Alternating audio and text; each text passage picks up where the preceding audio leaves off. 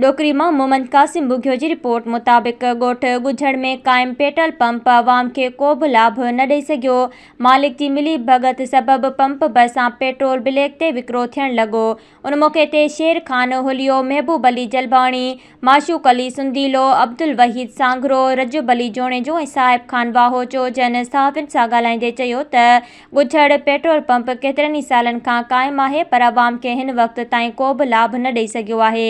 हुननि चयो त हेॾां टिनि यूसिन, डेरा, मेहरापुर ऐं ॻुझड़ जो अवाम बेहद परेशान आहे।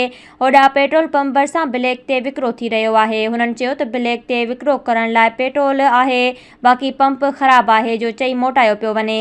हुननि PSO खां मुतालबो कयो त चङी तरह जांच करण सां गॾु पेट्रोल सील करे अवाम मां बेचैनी ख़तमु कई वञे। जॾहिं त मालिक तपेदार इरशाद सांगरो हिकु सवाल जो जवाब में ॿुधायो त गुराड़ियूं ख़राबु आहिनि ऐं भर में विकिरो थींदड़ पेट्रोल सां मुंहिंजो को बि वास्तो नाहे। जीअं मशीनरी बहितर थी त पेट्रोल शुरू कयो वेंदो।